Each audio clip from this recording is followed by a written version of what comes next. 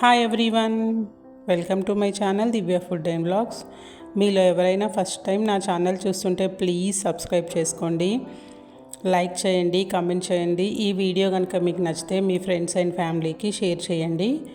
ఈ వీడియోలో నేను వచ్చేసి ఎగ్ బిర్యానీ ఏ విధంగా చేయాలో చూపిస్తున్నానండి. నార్మల్గా మన అందరం చికెన్ బిర్యానీ, నార్మల్గా వెజ్ బిర్యానీ ఇవి చేసుకుంటాం కదా.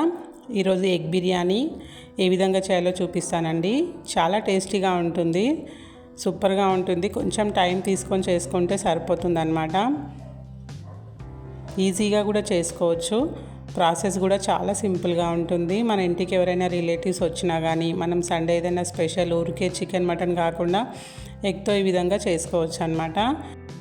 దానికోసం ఇక్కడ నేను ఒక బౌల్ తీసుకొని అందులోకి 1 గ్లాసు బాస్మతి రైస్ తీసుకున్నానండి. బిర్యానీ రైస్ అంటాం కదా, అది మీ క్వాంటిటీని బట్టి మీరు తీసుకోండి. నేను ఇక్కడ 1 గ్లాస్ తీసుకున్నాను. ఈ బియ్యాన్ని బాగా వాష్ చేసుకొని బియ్యం మునిగే వరకు నీళ్ళు పోసుకొని ఒక హాఫ్ అన్ అవర్ సోక్ చేసుకోవాలండి. హాఫ్ అన్ అవర్ అలాగే వదిలేయాలన్నమాట. ఈ బియ్యం నానేలోపు మనం మిగతా ప్రాసెస్ చేసేసుకుందాం. ఇక్కడ నేను ఆనియన్ పొడిగా కట్ చేసి పెట్టుకున్నాను. తర్వాత ఒక 3 ఎగ్స్ తీసుకున్నాను. మీ క్వాంటిటీని బట్టి మీరు తీసుకోవచ్చు. బాయిల్డ్ ఎగ్స్ అన్నమాట. కొత్తిమీర, పుదీనా అని రెడీగా పెట్టుకున్నాను. అండ్ 2 టమాటోస్ తీసుకొని ఈ విధంగా ప్యూరీ లాగా మిక్సీ చేసి పెట్టుకోవాలండి.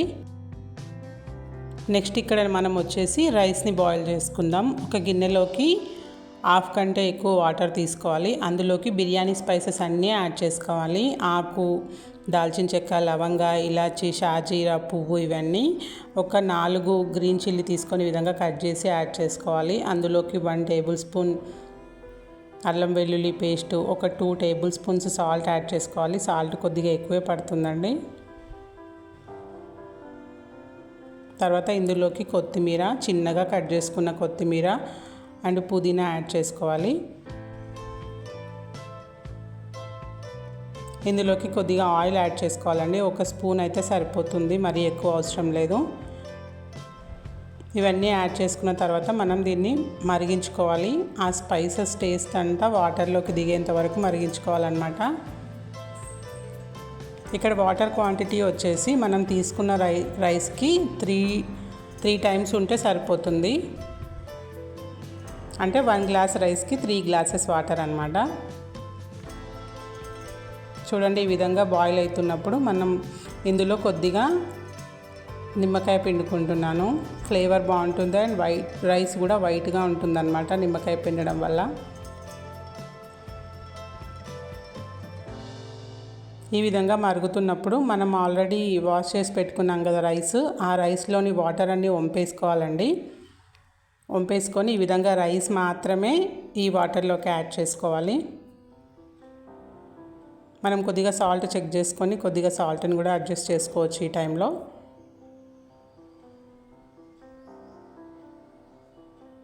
ఒకసారి స్పూన్తో కలిపేసుకొని బాయిల్ చేసుకుంటే సరిపోతుంది. మరీ ఎక్కువగా కూడా కలపొద్దండి, రైస్ అంతా విరిగిపోతుంది.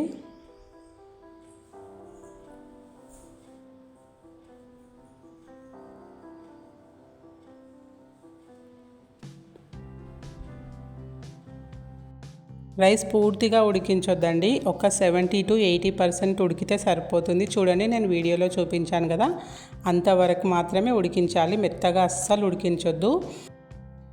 ఇప్పుడు ఈ ఉడికినటువంటి రైస్ నుంచి వాటర్ అన్నిటినీ వాష్ చేసుకోవాలండి. మనం నార్మల్గా చిల్లులు ఉన్న గిన్నెలో అయినా పోసుకోవచ్చు, లేదంటే ఈ విధంగా మనం రైస్ ఎలాగైతే వార్చుకుంటామో ఆ విధంగా కూడా వార్చుకోవచ్చు అన్నమాట. కొద్దిగా కూడా వాటర్ అనేది రైస్లో లేకుండా మొత్తం వాష్ చేసుకోవాలి. చూడండి, ఇక్కడ నేను చూపిస్తాను. కొద్దిగా కూడా వాటర్ అందులో మిగిలించొద్దు. రైస్ చూడండి ఎంత బాగా పొడిగా అయిందో, మెత్తగా అస్సలు అవ్వలేదు. మనం ఆయిల్ వేయడం వల్ల కూడా ఒక మెతుకుకి అంటుకోకుండా ఈ విధంగా బాగుంటుందన్నమాట రైస్. నెక్స్ట్ ఇక్కడ వచ్చేసి ఒక గిన్నె తీసుకొని అందులోకి 2 స్పూన్స్ ఆయిల్ వేసుకున్నాను. మనం బాయిల్ చేసి పెట్టుకున్నటువంటి ఎగ్స్ ఉన్నాయి కదా, వాటిని ఫస్ట్ ఫ్రై చేసి పెట్టుకోవాలండి. ఇందులోకి కొద్దిగా కారం పొడి,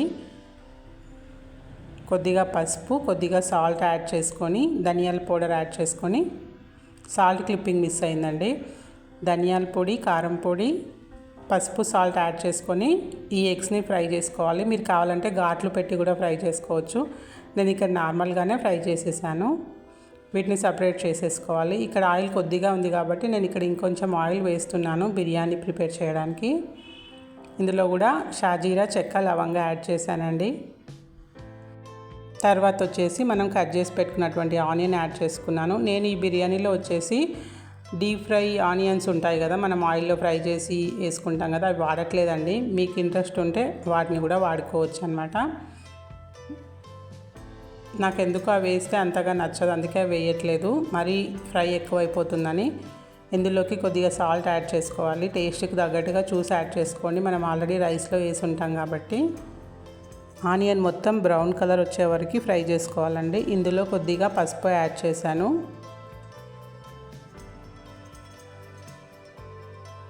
అండ్ తర్వాత ఈ ఆనియన్ అంతా ఈ విధంగా ఫ్రై చేసుకోవాలి. అందులోకి అల్లం వెల్లుల్లి పేస్ట్ యాడ్ చేశాను.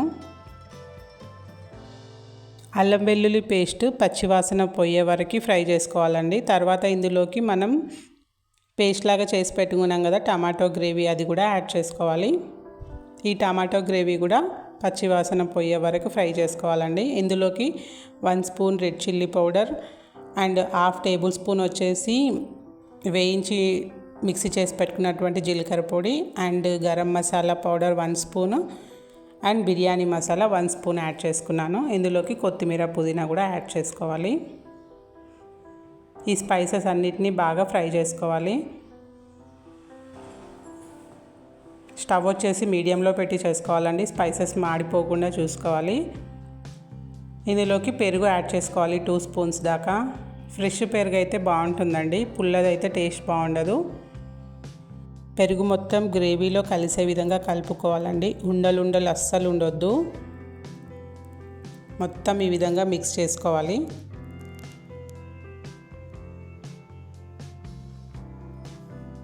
గ్రేవీ అంతా బాగా ఫ్రై చేసుకోవాలి. పైకి ఆయిల్ తేలే వరకు ఫ్రై చేసుకోవాలండి.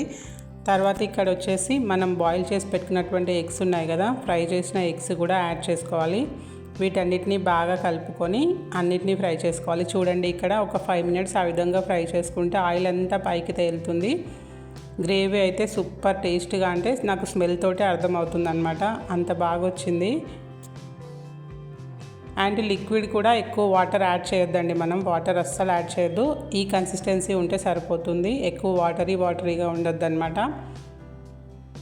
వాటర్ అస్సలు యాడ్ చేయకుండా మొత్తం చేసుకోవాలి ప్రాసెస్. నేను ఇక్కడ చూపిస్తున్నటువంటి ప్రాసెస్ వచ్చేసి చాలా సింపుల్ అండి, బేసిక్ మెథడ్ అనమాట. ఎలాంటి ఎక్కువ మసాలాలు యూజ్ చేయకుండా చేస్తున్నాను. అండ్ ఇక్కడ మొత్తం ఫ్రై అయిన తర్వాత నేను ఇక్కడ ఎగ్స్ని అండ్ సగం మసాలాని ఒక ప్లేట్లోకి తీసి పెట్టుకున్నాను. మనం లేయర్స్ లాగా వేస్తాం కదా రైస్ని, అప్పుడు యూజ్ అవుతుంది. మిగిలినటువంటి గ్రేవీని మన కడాయిలో ఈవెన్గా ఈ విధంగా స్ప్రెడ్ చేసుకోవాలి. ఈ విధంగా స్ప్రెడ్ చేసుకున్న తర్వాత మనం ఆల్రెడీ బాయిల్ చేసి పెట్టుకున్నటువంటి రైస్ ఉంటుంది కదా, ఒక లేయర్ లాగా వేసుకోవాలి. ఈ విధంగా ఒక లేయర్ వేసుకున్న తర్వాత మీరు ఫ్రైడ్ ఆనియన్ యూజ్ చేయాలనుకుంటే ఇప్పుడు ఈ లేయర్ పైన వేసుకోవచ్చు అండి. నేను యూజ్ చేయట్లేదు కాబట్టి వేయట్లేదు. ఓన్లీ గ్రేవీని మాత్రమే ఈ విధంగా రైస్ పైన ఇంకో లేయర్ లాగా వేస్తున్నాను. స్టవ్ ఆఫ్ చేసి చేసుకోవాలండి ఈ రైస్ వేసే ప్రాసెస్ వచ్చేసి. తర్వాత మిగిలిన రైస్ని కూడా పైన ఈ విధంగా వేసుకుంటున్నాను. మొత్తం రైస్ అంతా ఈవెన్గా స్ప్రెడ్ చేసుకోవాలి. ఈ పైన కూడా మనం ఫ్రైడ్ ఆనియన్స్ ఉంటాయి కదా, అవి యాడ్ చేసుకోవచ్చు. తర్వాత నేను పైన ఎగ్స్ని ఈ విధంగా స్ప్రెడ్ చేసుకుంటున్నాను. ఇందులోకి కొత్తిమీర, పుదీనా పైన వేసుకోవచ్చు. అండ్ ఫుడ్ కలర్ కూడా ఇష్టం ఉన్న వాళ్ళు పైన వేసుకోవచ్చు అండి, నేను ఇక్కడ వేయట్లేదు. అండ్ ఇప్పుడు మనం దీన్ని దమ్ చేసుకోవాలి ఈజీ వేలో. కింద ఒక ప్యాన్ పెట్టుకున్నాను, ఐరన్ ప్యాన్ అయితే ఇంకా మంచిదండి. తర్వాత మనం బిర్యానీ గిన్నె పెట్టుకొని దానిపైన ప్లేట్ క్లోజ్గా మూసేసుకొని ఒక బరువు పైన పెట్టుకున్నాను. లేదు అంటే మనం సిల్వర్ కవర్ ఉంటుంది కదా, అది క్లోజ్ చేసి కూడా పైన లిడ్ క్లోజ్ చేయొచ్చు. గాలి పోకుండా ఉండాలి అంతే. ఒక 15 మినిట్స్ మీడియం ఫ్లేమ్లో దమ్ చేసుకున్న తర్వాత చూడండి ఎంత పర్ఫెక్ట్గా రెడీ అయిపోయిందో బిర్యానీ. మీకు చూపిస్తాను. నేను ఫుడ్ కలర్ వేయలేదు కాబట్టి మీకు కలర్ ఎక్కువ కనిపించట్లేదు అంతే. టేస్ట్ మాత్రం సూపర్గా వచ్చిందండి. చూడండి ఎంత బాగుందో, అడుగు కూడా అంటలేదు. నేను స్టీల్ గిన్నెలోనే చేశాను. మీకు కింద కూడా చూపిస్తాను చూడండి, అస్సలు అడుగు అంటలేదు. చూడండి కింద పర్ఫెక్ట్గా వచ్చింది. టేస్ట్ కూడా సూపర్గా ఉందన్నమాట. మీరు కూడా ట్రై చేయండి. ట్రై చేసి ఎలా ఉందో కామెంట్ చేయండి. నార్మల్గా రైతాతో కానీ ఇంకా వేరే గ్రేవీతో కానీ ఈజీగా తినేయచ్చు, లేదంటే డైరెక్ట్గా అలా కూడా తినేయచ్చు అనమాట. ఈ వీడియో కనుక మీకు నచ్చితే please subscribe to my channel. Thank you.